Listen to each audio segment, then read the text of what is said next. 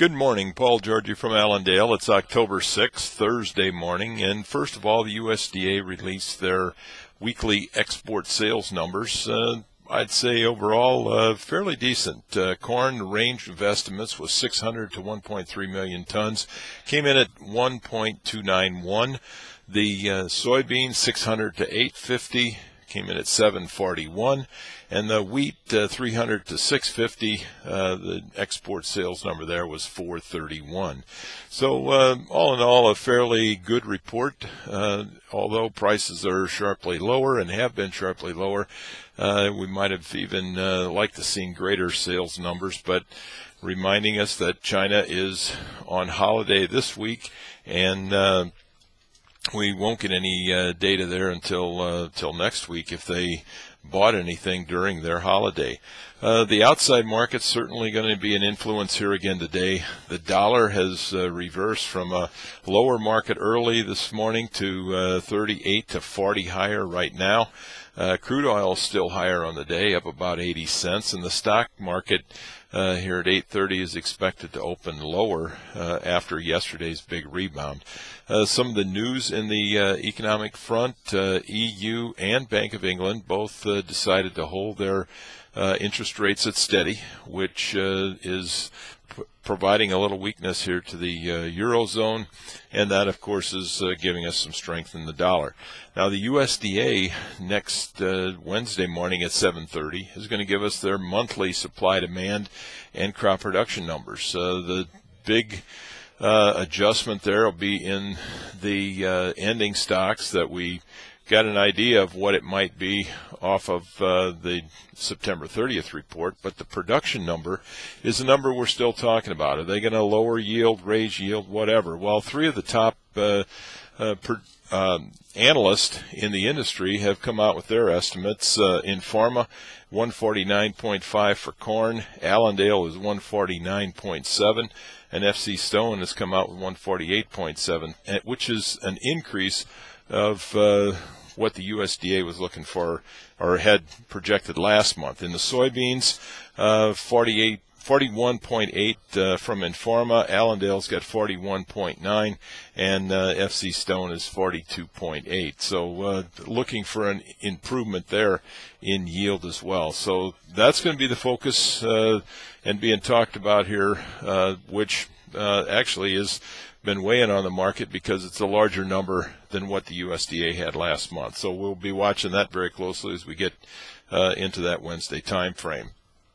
The export sales is an important issue this week. China is on a holiday, and they will be on holiday through this weekend, so we expect them to come in next week, and we really don't expect to see any announcements here at 8 o'clock when the USDA gives us the daily sales and daily sales report. But we did have some purchases from Taiwan.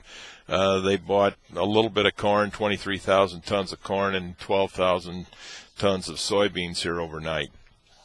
The markets in the grains expect some resistance here at this level that we've seen overnight in corn around the 617 area. We really need a strong close today from a technical perspective to give us some indication that maybe we have seen a near-term bottom in here. But the trend still remains down. If you draw a line off of the highs from the August high right on down, we're still in this downtrend. We're just getting a bit of a retracement here. So in order to get this market turned back higher, we need a second day strong close from the technical perspective, and we are extremely oversold yet in these in the grain markets. So it certainly is possible. In the livestock trade, cutout values there were kind of quiet yesterday. Choice up 50, select down 5, pork was down 18. We had some strong markets in the futures yesterday. Overnight, we're setting back some on cattle, down anywhere from 20 to 50 cents. Hog markets are strong again. Cash markets have been providing a lot of support to the futures as Cash cattle traded yesterday 121 to 122.5 in the south. In the north, we had 190 to 191 on the dress basis. The hog market continues to be strong, the cash market, and a lot of that's because of harvest.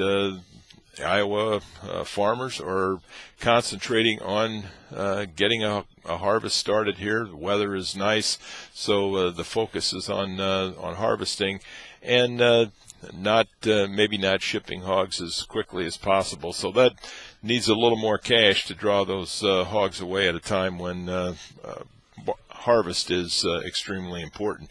In the futures, the trend continues up in the cattle and hogs here on the short-term basis. We've got some pretty good resistance in the December cattle at 123 to 124, and then in the hogs, the December hogs have got good resistance near that $90 area, but they've got a sharp uptrend going here. And basically, both cattle and hogs have had good support in the futures because of anticipation of export demand, that China will be back in buying pork after this holiday to replenish their supplies. South Korea, Taiwan continue to be good buyers here of meat, and that provides some good underlying support in this uptrend that we've got going in the futures. The livestock also are focusing on the stock market. If we continue to move the stock market higher, we should have good underlying support in the livestock complex. So we wish everybody a very successful trading day. And again, if you got any questions, give us a call here at 800-262-7538.